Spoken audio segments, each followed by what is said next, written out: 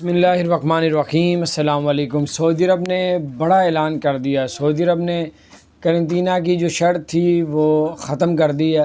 اب کوئی بھی شخص قرنطینہ نہیں کرے گا، لیکن کن کن لوگوں پہ شرط ختم کی ہے۔ پہلے 14 دن افغانستان میں یا کینیا میں یا 7 دن، پھر ادھر جا 21 دن قرنطینہ کرنا پڑتا تھا، اس کی شرط سعودی عرب نے بالکل ختم کر دی تمام پوری دنیا کے لیے۔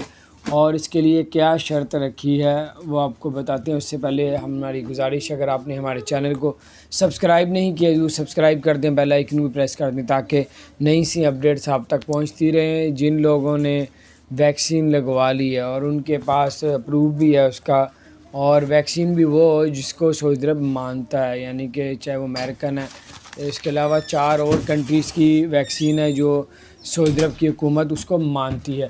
اگر ان 4 کنٹری میں سے کسی ایک جس میں اس ٹاپ پہ جو مانی جاتی ہے ان میں امریکن مانی جاتی ہے، اگر آپ نے امریکن لگوا لی اور آپ کو اس کا سند بھی مل گئی ہے کہ آپ نے یہ لگوا لی ہے، تو پھر آپ کو جو ہے 14 دن اور 21 دن قرنطینہ سعودی عرب الاؤ، یعنی نہیں بھی کریں گے تو کوئی بھی مسئلہ نہیں ہوگا، آپ بغیر قرنطینہ کے سعودی عرب کے اندر داخل ہو سکیں گے۔ تو یہ بڑی زبردست اپڈیٹس ہے اور بہت سے لوگوں کو نہیں پتہ تھا۔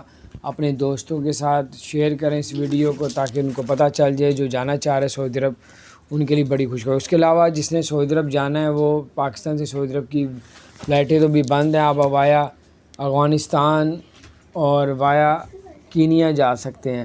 افغانستان کا ویزا اگر آپ خود لگوائیں گے تو وہ ویزا آپ کو ملے گا 30 سے 35 ہزار کا۔ اگر آپ لوگ خود جا کے اسلام آباد میں جو ہے افغانستان کی ایمبیسی میں جا کے ویزا لیں گے تو وہ بالکل فری ہے۔ تو یہ زبردست اپڈیٹ تھی۔ اسی طرح کینیا کا ویزا جو ہے وہ ای ویزا ہوتا ہے، وہ 15,000 روپے کا۔ چینل کو سبسکرائب نہیں کیا تو سبسکرائب کر دیں۔